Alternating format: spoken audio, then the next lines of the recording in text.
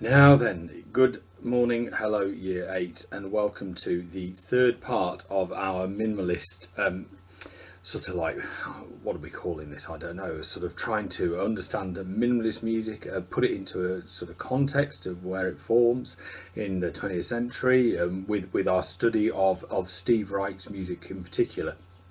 And hopefully on the back of watching the previous video about use of Dr. G. Smith, you're now going to see me try and talk through a specific piece by Steve Reich using Dr. G. Smith as sort of like analysis tool to try and understand what is happening in the music. So that's my aim with this. I hope that this becomes clear as it goes on. I mean, obviously, there's a lot of technical language again being used, and you're not going to follow absolutely every single word I say first time through, and that's fine. Don't so if you get to the end of it and think, well, blimey, that's left me all a bit scratching my head. That's okay. There's nothing wrong with it. Watch it again. Particularly if you're a GCSE musician, I'm trying to make it so the work is manageable, not too onerous, and also doesn't require you to have to go and log on to loads of different things and print out loads of different things. Try and make it nice and easy for you. So if you're finding this a bit of a challenge, then watch it again. Pause it, stop, think about it. Remember, if we were in school, I hopefully wouldn't just talk at you for 20 minutes unbroken without us pausing, stopping, asking questions, reflecting on what we've said so far. And obviously that two-way process isn't taking place at the moment. So you kind of got to put that in for yourself. So you get to a bit where you're not sure what the heck I'm on about. You just got to pause the video, have a think about it, rewind it again maybe, watch it again, maybe even watch it a third time and think, and do your best to try and sort of take in the things I'm saying. So be patient with yourself with this. Don't necessarily try and understand all of the technical language all in one go. And hopefully, all will become clearer the more I keep explaining. Okay, so here we go with the analysis of a piece of music by Steve Reich.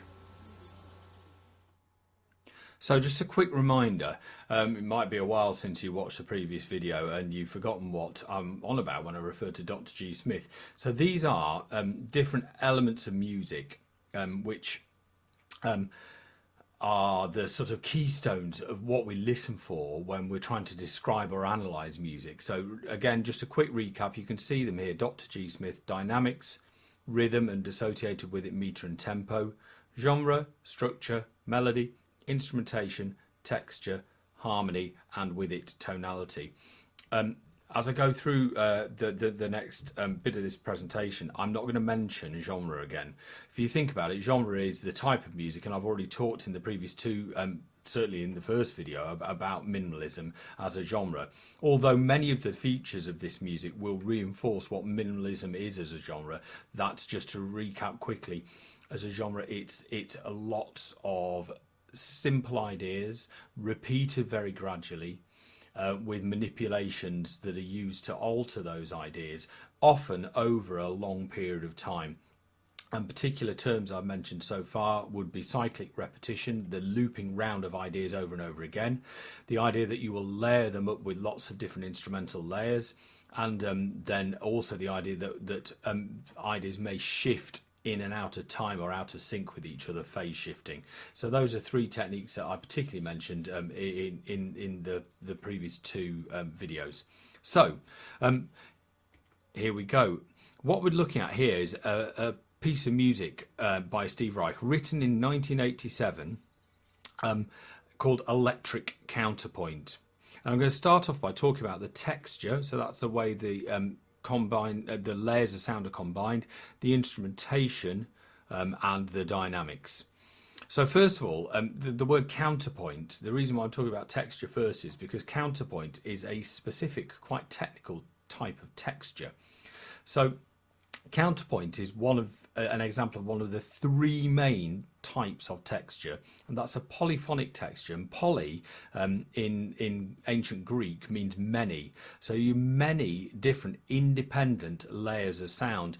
And if you look at the score on the right hand side here, you can see that there are lots of different layers of sound. Each of these is a different sound layer here, 10 of them in total, and that whilst they're playing things that might look similar to each other, so for instance these four instruments here all playing something that looks similar to each other, none of them are playing the same thing at the same time. Again, this group of instruments here are all playing something similar looking, but again not at the same time, and down here, and then you've got like a sort of independent instrument up the top. So all of those instruments are doing something that might be related to another instrument, but they're all doing it independently of each other. So counterpoint means a specific number of independent polyphonic layers of texture. Now, a bit like Steve Reich in my first video, I mentioned that he had like a sort of like a phase, forgive the dreadful pun there, whereby he wrote phase shifting music in several pieces in a row. In the 1980s, he wrote quite a few counterpoint pieces, and the three that really stand out are Vermont Counterpoint, which is a piece written for lots of flutes, New York Counterpoint, written for lots of clarinets, and then here, Electric Counterpoint, and as I said, written in 1987, and this is written for lots of guitars. Except this is a quirky thing. It's actually, although there are clearly lots of guitars here, it's actually only written for one guitarist, a chap called Pat Metheny, who's a really famous jazz guitarist, and this piece was written especially for him. Now, what's really unusual about this is that all of the different layers of sounds that I put in the circle there, so these are 7 guitars, guitar 1 to 7, and then the 2 bass guitars at the bottom. They're all recorded by Pat Metheny, but one track or layer of sound at a time. The word track's a word that you use when you're describing laying down a track using software that you might record yourself on. What I don't know, if I'm honest with you, is which layer he recorded first. I think it must have been guitar 1, because that's the layer that plays first at the start of the piece. And then he would, with headphones on, listen back to guitar 1 and then lay down or overdub guitar 2 over the top of it, creating what's called a multi-track recording. And so he would lay down all of those 9 tracks, overdubbing each one on top of the other. And then in performance, what he'd do is he'd play the live part at the top on his own, stood out in whatever concert hall he's in, with the other 9 tracks playing through speakers for the audience to listen to. So he would actually perform the piece as a solo, playing along to his own backing. And that's how this works. It's also how Vermont Counterpoint and New York Counterpoint work as well. So only Vermont Counterpoint for flutes, only one flautist playing it. New York Counterpoint for clarinets, and lots of them, it's actually only one instrumentalist. Again, the same technique. So you lay down each track one at a time, overdubbing on top of the previous track, and you create a multi-track recording technique. So that's kind of an instrumentation thing. Along, of course, with knowing that there are 7 guitars, 2 bass guitars, plus the live guitar part as well. So that takes care of the texture in terms of all these different independent layers of sound and our instrumentation. And if you remember from the previous video, I said anything to do with recording techniques, you kind of cover off in instrumentation as well. That leaves us with dynamics. And dynamics do play quite an important part in minimalism. And whilst there might not be many dynamics actually on display on the screen at the moment, what there is typical of how these dynamics work. As I've said a few times now, everything happens in minimalism in a sort of gradual fashion, and that includes the dynamics. And so what you get are lots of gradual crescendos. So that's the symbol here, getting gradually louder, starting at piano and crescendoing through the bar, getting gradually louder at forte. And then here you can see the word fade in these parts here, guitar 5, 6 and 7, where they want these what were previously quite loud chords to fade out. And you get lots of sort of fading up of ideas which become more prominent, and then other ideas will fade into the background. And that's again a typical dynamic technique used in minimalist music. And that would allow you to sort of like, again, it's this whole gradual thing, the idea that it gets gradually louder. Things don't suddenly happen usually in a minimalist piece. So that covers off texture, instrumentation and dynamics. Right, let's move on. So now we're going to look, to start with, a little bit at the melodic and harmonic language in electric counterpoint. And I'm going to come back onto melody, particularly again later on, because it's really important. But I'm going to start off by introducing some main melodic and harmonic ideas. So there are 3 main musical riffs in electric counterpoint. This piece is about 5 minutes long, and essentially there are only three musical ideas, and they're the three they're on the screen for us to look at now. But I'm going to pick them out bit by bit. So first of all, you've got a melodic or tuneful guitar riff, which should sound something like this.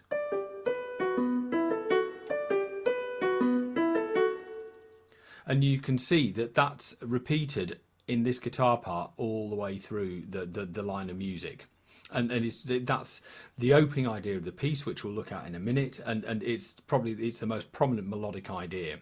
It's quite a quirky little riff.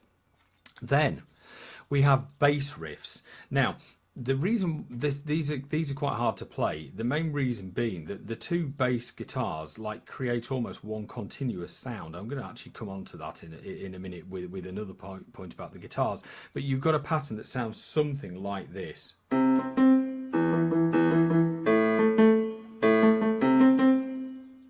And that's kind of the sort of bass riff that you can hear, and variants and versions of that through the piece. You've then got the third main idea, which is the strummed chords. So by strumming, that just means as a guitarist you sort of try and strum your hand across all the strings or a selection of the strings in one go. And these chords sound like this.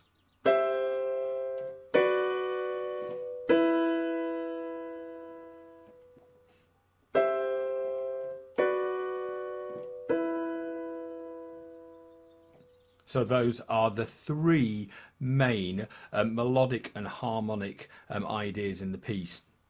So just to clarify, the melodic idea here is a clear one to hear. It's a melody. It's a single line of sound. The bass guitar one is also kind of a melodic idea, but it often involves combining the two guitar parts together. The reason why I've said that this is this idea here, this is harmonic here. So remember, harmony, chords, melody, single note, one after another. So you've got two sort of melodic ideas and then one harmonic idea. And these three ideas are basically the whole piece. The whole piece is built around these three ideas, which are manipulated and altered gradually using all of the different minimalist techniques. Now, related to the main melodic idea is one further technique, which is what's called a resultant melody. Now, what Steve Reich does here is quite a clever little thing. So you can see down here we've got these various different guitar parts, 1, 2, 3 and 4, all playing very similar looking ideas. And what he does here is I've picked out certain notes across all four guitar parts. So and you can track them through the bar, one quaver or crotchet at a time. Like that. So starting off at the start of the bar in guitar 1 and finishing at the very end of the bar in guitar 2. And what he does is actually quite a clever thing. He joins all of these individual little moments of all the different guitars together to create what we call a resultant melody. So what you see up here is all of the notes that I've highlighted down below in the little purple bubbles are then all joined together to create one continuous melodic idea. This is quite tricky to play, so I'm going to have a go, and I may splodge here, who knows, but this sounds like this.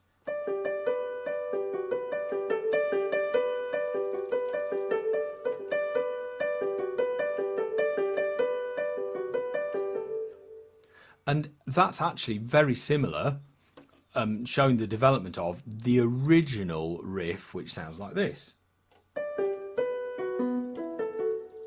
They're not identical, but they've got characteristics in common with each other.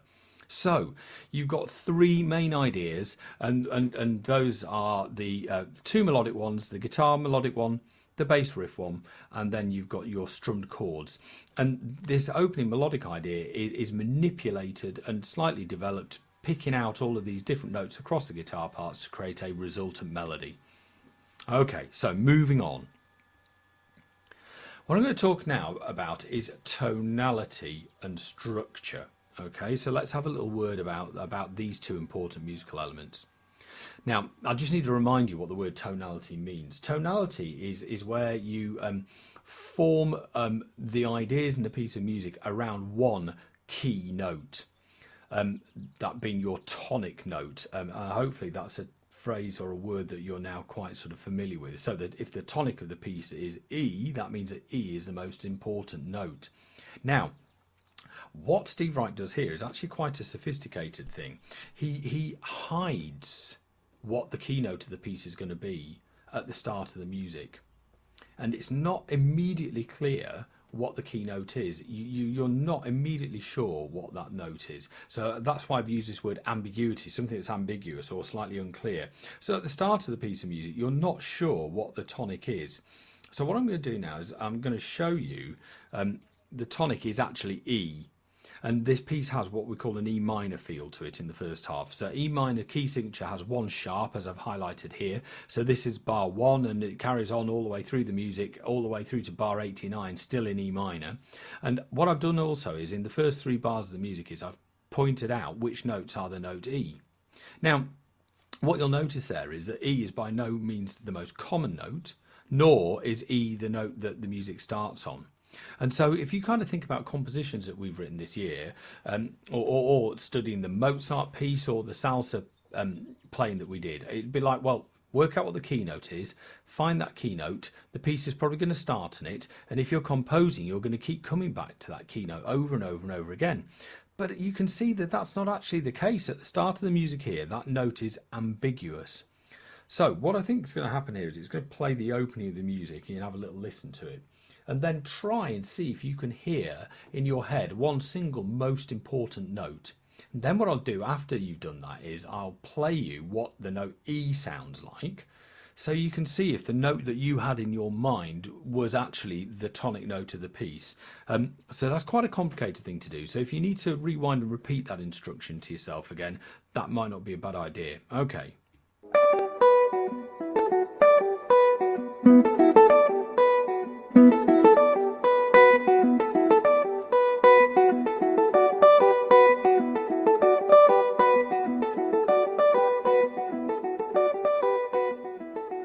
So that's the opening of the piece there.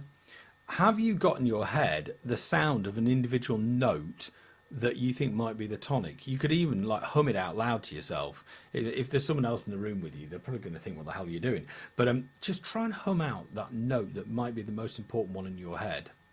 Have you got it? Now here is the note E, which is the note highlighted in the little blue bubbles, which is the tonic note. This is an E.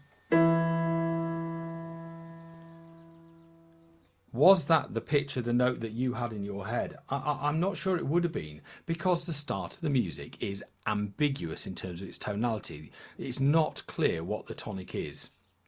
And that's a really important technique that Steve Reich uses. And that's something that's used often in modern classical music. It's not a traditional technique, and you wouldn't get it in a lot of musical styles, but it's something that he does in minimalism. Now, we're coming on to another technical term to do with tonality. And this is what we call a modulation. So forgive the further series of complex terms, but modulations are really, really common in music, and all sorts of music uses them. Well, almost every piece written, and you'll have all listened to pieces that modulate. And what a modulation is, it's where you change the tonic note or keynote of the music mid-piece.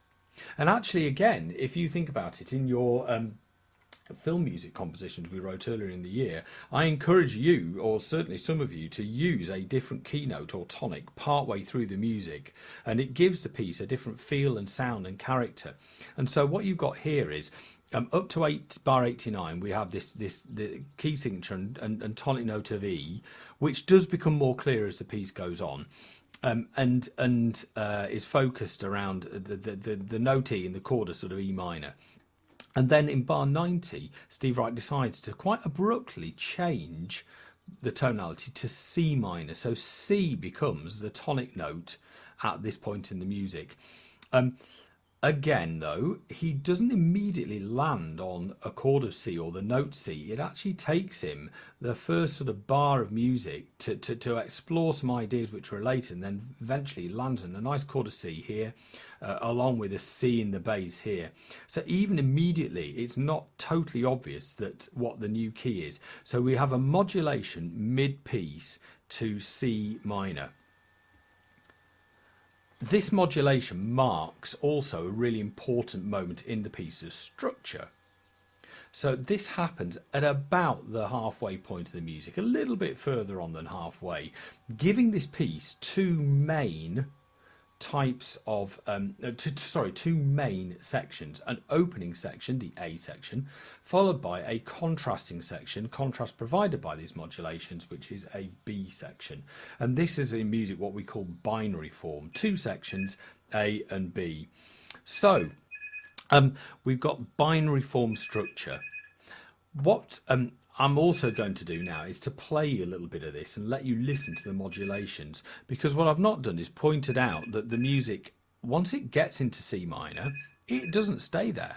It actually alternates from C minor back to E minor, and then back to C minor, and then back to E minor, and it alternates modulations back and forth for much of the second half of the piece. And that's what gives the B section its different sound from the A section, because the musical ideas and the chords and the melodies and stuff don't really change much in character. It's that change of tonality of keynote that makes the second half of the piece sound different from the first half. Hopefully you'll be able to hear modulations back and forth. So I'm going to play you a little bit where the music's still in E minor, the opening tonality, and it's going to go back and forth between E minor and C minor.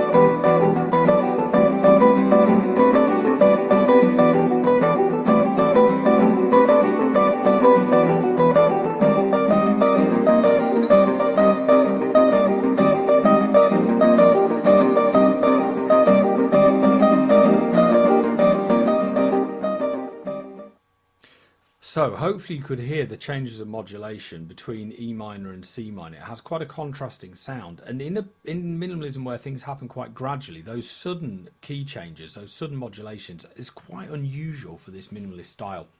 But it gives the second half of this piece a real sense of character. I think they sound great, those modulations. Tonality is complicated. Along with texture, I think it's probably the most complicated aspect to this. So how the chords work and what the tonic or keynote of the music is one of the hardest things to study. You may benefit from winding back a bit and re-listening to some bits of tonality here if that wasn't all clear from the off. Anyway, I'm going to move on now, even if you want to go backwards and listen to a bit again. So what I want to do now is come back to the melody and the texture again, purely because there's a lot going on in the music, and I want to show you how the original, those melodic ideas that I mentioned before are all put together, and how also Steve Reich uses all of these different guitar layers. So what we got here is the opening of the piece, in which guitar one goes first. So this will be the first recorded guitar part, and this is playing that melodic riff that I let you listen to before. And what you can see is he repeats that riff in bar 2, 3, 4, and all the way along the line until eventually it's just really well established, and here it is down in bar 7. So this is the opening of the piece, scrolling down to bar 7, which is the next bit as it carries on. And look, you can see the whole thing just rolling on all the way through the line. The same idea over and over again. Cyclic repetition of an 8-note riff. Okay, so that's what we've got there. Cyclic repetition of an 8-note riff. Now, here's the clever bit though. What he does is he picks out aspects of the opening idea. So here is our opening 8-note riff, and he's picked out here notes 5, 6, and 7. And if you're thinking, hang on a minute, that looks like notes 6, 7, and 8, I should just point out that this is note 3. The time means the two are joined together, by the way. So sorry for interrupting myself and saying that. But these are notes 5, 6, and 7. What he does is he picks those 3 notes out, and he introduces just those 3 notes into the live guitar part. So Pat Metheny in the performance would start by playing just that little 3-note riff. just a little motif on its own, silence before it, silence after it, and then he repeats it. And then what happens is he adds to it by picking out another little portion of the original riff and using that again and again and again. And by joining the two ideas together, you get a slightly longer pattern. And then what happens next is he picks out another little 3-note portion. And this portion here, notice, is actually the end of the riff with the overlap at the start of it again. And in that comes up here. And then eventually what happens is you get a continuous pattern based on all of these three joined together. And what's interesting about this continuous pattern is it is actually identical in terms of the letter names and notes in the green bubbles to the original orange bubble. But the two patterns don't overlap at the same time. So if in the original pattern these are notes 1 and 2, they don't come in the green bubble until the sort of second crotchet of the bar. So this is coming back to that original sort of like counterpoint texture, the idea that the parts might be related to each other, but they're all working independently. You could call this, to use a term we've used earlier in the year, a type of imitation. The green bubbles are copying, imitating the orange bubble, but they're doing it at a different time. Now, it's more complicated than just imitation, because what happens as the piece goes on is he introduces another layer and another layer and another layer using the same technique. So you can, again, if you go looking, you can look for these 3 notes in the original riff and find where they are. And again, this new idea here in the live part, you can look for those 3 notes and find where they are. And it's this gradual building up of layers bit by bit by bit. And it's got a name. It's called what we call an additive melody. The idea that you're adding portions of an idea to an original idea and the thing is growing. So the additive melody here isn't the original guitar part, it's what happens in the live guitar part, whereby it starts off with a 3-note idea. That idea is then extended over here into a 5-note pattern and then eventually becomes an 8-note pattern when we get to here. And using that typical minimalist technique, that one then fades out. And that allows the guitarist to then introduce a new idea. What happens is that this, as I said, minimalism is very gradual. The 10th layer of sound, the 10th guitar part, it only comes in just before that modulation, around halfway through the piece. It takes a really long time for all 10 ideas to build up and for them all to be playing continuously. And that's, again, a sort of more in-depth look at some more ideas to do with melody and the texture. Okay, so moving on. Rhythm, meter, tempo. So if you remember, when we examine rhythm, we have to consider the meter and the tempo of the music as well. So first thing to point out is that the music is in what we call 3/2, 3 beats in a bar, 3 minim beats in a bar. So that's what we've got there, and you can see here what I've done is I've just illustrated that 3 minim beats in a bar. You've got beat 1, minim 1, beat 2, minim 2, and beat 3, minim 3. Obviously in this piece you've got lots of quaver zones, so when you divide up the beats they might look like this. So you've got that time signature of 3/2 at the start. Now you get a really strange phenomenon happening partway through the piece. You might recognize this. This is where the modulation occurs. This is where the start of the B section occurs, and you've got another phenomenon happening here. And for those of you that are sort of music readers and more experienced musicians, you'll be looking at this probably thinking this looks really weird, because what you've actually got is 2 separate time signatures occurring over the top of each other. You've got 12/8 in the live guitar part and in the chords and the bass here, and then guitars 1, 2, 3 and 4 are still in 3/2. That is not a common technique, but it actually sort of works, because what I've done here is I've illustrated what 12/8 looks like. 12/8 has 4 beats in a bar, and each rhythmic beat is a dotted crotchet. But when you subdivide those dotted crotchets up, it divides up into 12 quavers. So the overall length of the bar in 12/8 is the same as the overall length of the bar of 3/2, but you've got a different number of beats and different beat emphases happening at different times in the bar.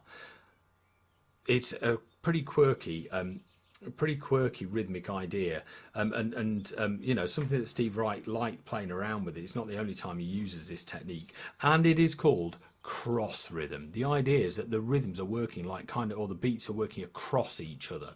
And hopefully that illustration there helps you to understand that fairly complicated musical idea. Other things about the rhythmic language that are definitely worth pointing out. There are lots of quavers. This piece is a piece built mainly on quavers. Guitars 5, 6 and 7 aren't, but certainly the live part, guitars 1 to 4 and the bass parts are built on quavers and quaver rests as well.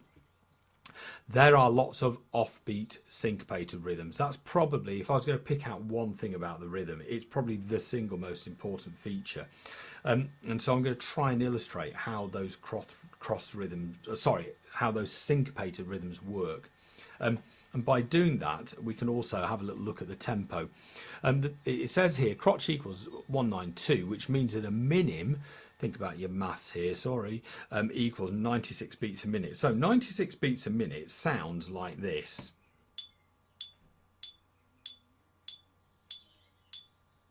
So each of those is one of the minims at the start of the bar.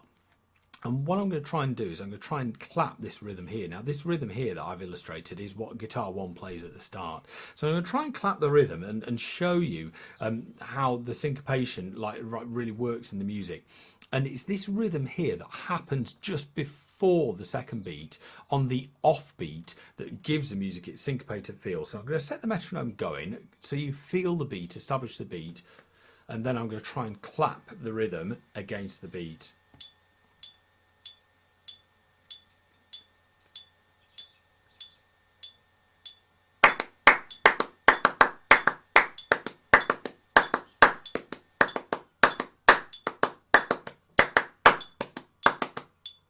And hopefully you can hear that the emphasis there is on this quaver that I've pointed the big arrow at. That is the syncopated rhythm. Now, of course, what Steve Reich does is you're thinking, well, that's only one syncopated rhythm in the whole bar. But then think on, he then uses, and here it is, it's this same rhythm again here, but he uses that rhythm or variants of that rhythm then, not just in guitar 1, but in the live guitar part, in guitar 2, guitar 3 and guitar 4. There's also a lot of syncopation built into the bass guitar, so it really is a really important feature. The rests and the silences are also important, because what it does is it means that although there are all these different layers of sound playing, all 10 layers, very rarely are all 10 making sound absolutely all at the same time, because there are quite a lot of rests in the music. Obviously at the start, the live guitar part where it has its additive idea, that takes quite a while for it to become continuous, and you can really feel and hear the layers building bit by bit by bit, and that's because of all the rests that are used in the music. You then, as I mentioned before, guitars 5, 6 and 7 are playing a contrasting sustained rhythm sound. So these are playing longer notes here, which provides some contrast against all of the sort of quite energetic and sort of like drivingly fast syncopated sounding rhythms in the other guitar parts. So what I've done there is taken you through all of the different important aspects of the music, but I keep interrupting the sort of flow of listening to the music, and I've only played you little snippets of it. What I'd do is I'd highly recommend you now listen to the entire piece. It's about 4.5, 5 minutes long, something like that, and you'll hear hopefully some of the different techniques that I've mentioned, and as a GCC musician to be particularly, you need to sort of like start practicing spotting these things and listening out for them, and seeing whether you can hear that syncopated rhythm, or can you hear that modulation to C minor from E minor, the change of tonality. Can you hear the contrast of layers building up, or the additive melody? What you won't be able to do is hear all of those things in one listening. And one of the things that we have to learn to do is that music needs re-listening to, sometimes several times over, indeed many times over, to find all of those important musical features. Finally, There's other recommended listening. Now, some of these pieces I've mentioned before. So the Vermont Counterpoint I mentioned before by Steve Reich. That's another of his counterpoint pieces. Another really good piece is a piece called Six Pianos. It's got like it's very similar sort of like layered ideas. It's a crazy piece because imagine having to perform that piece live. You do need six pianos, which is obviously takes a little bit of organising, and it's a great piece. It's got that like rhythmic driving feel, and it's one of his best works.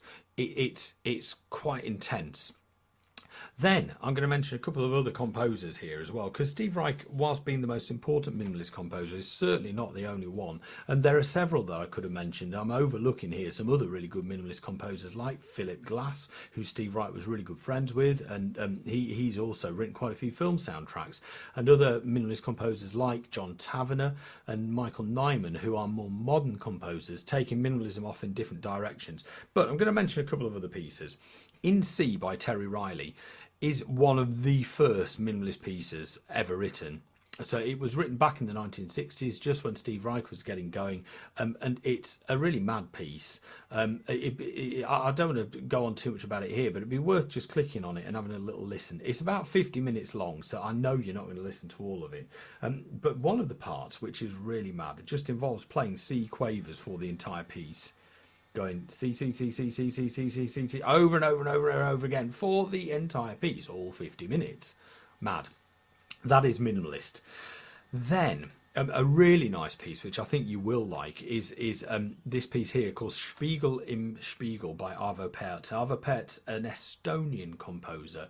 Mr. Williamson's quite an Arvo Pärt fan. He knows quite a lot about his music. And this is in a slightly more what you might call spiritual minimalist style. In other words, it takes all of those minimalist features, but instead of the music being like really rhythmically driven and energetic, it's really calm. And it's just for a violin and a piano, and it's just calm, calm, calm. And if you're wanting something to listen to relax and to sort of switch off or go to sleep to, it is an awesome piece for that. It's beautiful music. And I think the recording that I've linked here is played by a Scottish violinist called Nicola Benedetti, who is one of our country's finest musicians. So have a little listen to some more Steve Reich. So I've kind of given you a couple of tasks to do there, really, haven't I? Go away and find the Electric Counterpoint link and listen to the whole piece. And then you've got recommended further listening here as well. Finally, you could do some more study of minimalism. So there is a really good series of lessons about minimalism on the BBC Bite Size website, and a lot of that I'll hopefully repeat and reinforce things that I've said, but because you can look at it on the screen, you might find it a different way of learning it. It might help it go in. You could check out Steve Reich's own website, stevereich.com, and there's lots of interesting things on there. Also, I'll put this in our files on Teams, is a 5-minute little podcast, which is a series of short talks about different important pieces of music over time. And Steve Reich's mentioned in this last sort of 5-minute little chunk here, and it is only 5 minutes long. It's presented by a guy called Howard Goodall, and Howard Goodall, you won't necessarily recognise his voice, or you won't recognise a photo of him, but I bet a lot of you'd recognise music he has written. He's quite a famous film and TV composer who composed music for the Blackadder theme, is his QI, the Vicar of Dibley. He's friends with and was at university with people like Stephen Fry, Rowan Atkinson, Richard Curtis, if you're familiar with any of those people who are behind a lot of these sort of like quite well-known British films and some British sort of sitcoms like, as I said, Blackadder, Vicar of Dibley. So it's a really interesting 5 minutes in which he then links a lot of like sort of popular music techniques to Steve Reich's music, which I haven't had time to go into here, but you could delve into that a little bit more. Listen, I hope that you've enjoyed watching through the 3 videos, and that you feel by doing this you might have got an appreciation of what this musical style is like, and that also you'll have some robust techniques that you could use to analyse other pieces of music. I hope that you've enjoyed them. I've certainly enjoyed talking to you all about it, and that this is a change from filling in a worksheet. So thanks everyone, and thank you for all your hard work and your patience at the moment. You might have heard while I was making this, the phone rang, so I better go and see who that was. Cheerio.